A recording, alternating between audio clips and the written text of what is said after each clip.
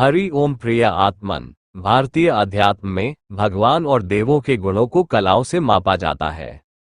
सनातन में भगवान श्री कृष्ण पूर्णावतार है, क्योंकि भगवान श्री कृष्ण 16 कलाओं से पूर्ण थे। ये कलाएं दिव्यता, ज्ञान, शौर्य, प्रेम और कला का प्रतीक है, जो भगवान की संपूर्णता को दर्शाती है। 16 कलाएं व्यक्ति की आध्यात्मिक, मानसिक और शारीरिक पूर्णता को दर्शाती है। इनमें प्रेम, सेवा, कीर्तन, संगीत, नृत्य, अभिनय, ज्ञान, रणकौशल, योग शक्ति, अर्चन, लेखन, चित्रकला, वचन सिद्धि, शांति स्थापना, चमत्कार और नीति जैसी उच्च योग्यताएं शामिल हैं। भगवान श्री कृष्ण ने इन कलाओं के माध्यम से समाज को धर्म, नीति, भक्ति और कर्म का संदेश दिया। उन्होंने अपनी संगीत और नृत्य कला से भक्तों को आकर्षित किया, रणकौशल से धर्मयुद्ध में विजय दिलाई और गीता के ज्ञान से जीवन का मार्गदर्शन किया। उनकी प्रेम और सेवा भावना ने भक्तों को सच्चे भक्ति मार्ग पर चलना सिखाया। श्री कृष्ण की ये 16 कलाएं आज भी मानव जीवन के लिए प्रेरणा स्रोत है। इन गुणों को सही रूप से आत्मसात करके व्यक्ति भौतिक सफलता के साथ आध्यात्मिक उन्नति भी कर सकता है। कला को अवतारी शक्ति की एक इकाई माने तो श्री कृष्ण 16 कला अवतार माने गए हैं। 16 कलाओं से युक्त अवतार पूर्ण माना जाता है। अवतारों में भगवान श्री कृष्ण में ही यह सभी कलाएं प्रकट हुई थी। तो आइए विस्तार से जानते हैं कि वो 16 कलाएं कौन कौन सी हैं। उन 16 कलाओं में पहली कला है श्री धन संपदा। प्रथम कला धन संपदा नाम से जानी जाती है। इस कला से युक्त व्यक्ति के पास अपार धन होता है और वह आत्मिक रूप से भी धनवान होता है, मतलब उसमें संकीर्णता या कंजूसी नहीं होता।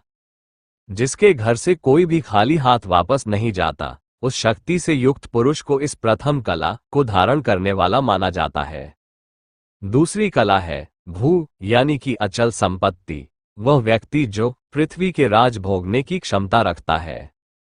पृथ्वी के एक बड़े भूभाग पर जिसका अधिकार है तथा उस क्षेत्र में रहने वाले सभी लोग जिसकी आज्ञाओं का सहर्ष पालन करते हैं, वह कला भू अर्थात अचल संपत्ति कहलाती है। और इस गुण वाले लोग इस कला को धारण करने वाले होते हैं। तीसरी कला है कीर्ति, यश या प्रसिद्धि। जिस व्यक्ति का मान सम्मान और यश की कीर्ति चारों ओर फैली हुई हो, लोग जिसके प्रति स्वतः ही श्रद्धा और विश्वास रखते हैं, वो व्यक्ति कीर्ति, यश, प्रसिद्धि कला से संपन्न माने जाते हैं। चौथी कला है एला अर्थात वाणी की सम्मोहकता। इस कला से संपन्न व्यक्ति मोहक वाणी से युक्त होता है। व्यक्ति की वाणी सुनकर क्रोधी व्यक्ति भी अपना सुध बुध खोकर शांत हो जाता है तथा उसके मन में भक्ति की भावना भर जाती है। गायन, कीर्तन, मधुर वचन जैसे गुणों को भी धारण करने वाले लोग इस कला से युक्त होते हैं।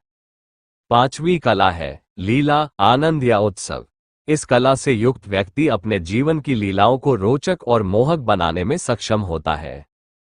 जिनकी लीला कथाओं को सुनकर कामी व्यक्ति भी भावुक और विरक्त होने लगता है। छठी कला है कांति, सौंदर्य और आभा। ऐसे व्यक्ति जिनके रूप को देखकर मन स्वतः ही आकर्षित होकर प्रसन्न हो जाता है, वे लोग इस कला से युक्त होते हैं।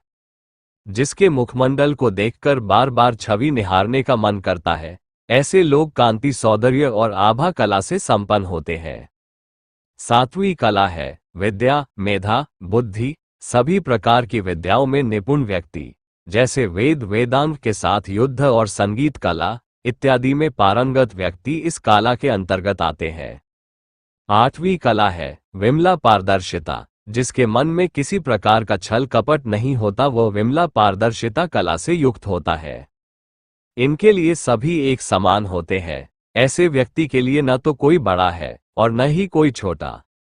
इस कला से युक्त व्यक्ति निर्मल मन वाले होते हैं तथा उनके व्यवहार में कुछ भी छिपा नहीं रहता।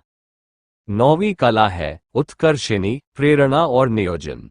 युद्ध तथा सामान्य जीवन में जो प्रेरणादायक तथा योजनाबद्ध तरीके से कार्य करता है, वो इस कला से निपुण होता है। इस कला से संपन्न व्यक्ति हर स्थिति में शांत रहकर परिस्थितियों को नियोजित कर लेते हैं। ऐसे व्यक्ति में इतनी शक्ति व्याप्त होती है कि लोग उनकी बातों से प्रेरणा लेकर लक्ष्य भेदन कर सके। 10वीं कला है ज्ञान, निरीक्षीर विवेक। अपने विवेक का परिचय देते हुए समाज को नई दिशा प्रदान करने वाले गुण से युक्त।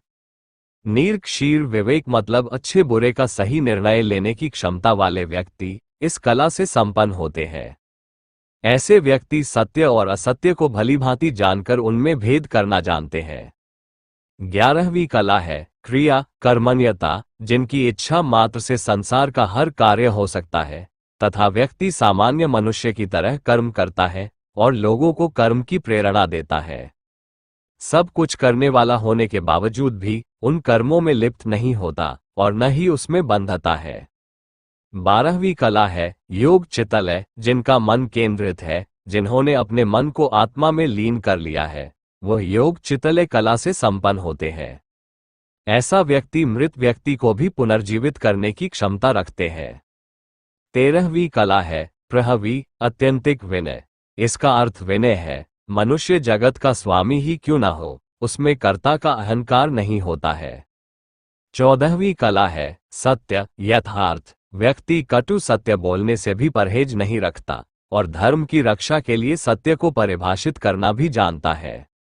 ये कला सत्य यथार्य के नाम से जानी जाती है। 15वीं कला है ईशानः आधिपत्य। इस कला से संपन्न व्यक्ति में वह गुण सर्वदा ही व्याप्त रहती है, जिससे वह लोगों पर अपना प्रभाव स्थापित कर पाता है। आवश्यकता पड़ने पर लोगों को अपने प्रभाव की अनुभूति भी कराता है। इस कला के धारक व्यक्ति ईश्वर के समान शक्तिशाली एवं सर्वलोकों के अधिपति होते हैं। 16वीं कला है अनुग्रह, उपकार। निस्वार्थ भावना से लोगों का उपकार करना अनुग्रह उपकार है। केवल भगवान ही है जो बिना किसी अपेक्षा के सभी जीवों के हित में रत रहते हैं। भगवान श्री कृष्ण इन सभी 16 कलाओं से अवतरित हुए। भगवान श्री कृष्ण में ये सभी कलाएं थी। साधारण मनुष्य में ये सभी कलाएं एक साथ नहीं होते। इनमें से कुछ लोगों में 4 कलाएं होती है तो कुछ सिद्ध पुरुषों में 6 से 8 कलाएं होती है। प्रिय आत्मन, आप भी अपने आप को टटोले कि आप में इनमें से कितनी कलाएं हैं और किन कलाओं को आप जागृत कर सकते हैं जो आप में सुप्त रूप में है। और अगर यह प्रस्तुति आपको अच्छी लगी हो तो इसे लाइक और शेयर करें तथा अध्यात्म के गूढ़ रहस्यों को जानने के लिए इस चैनल को भी सब्सक्राइब कर लें। धन्यवाद। हरि ओम तत्सत।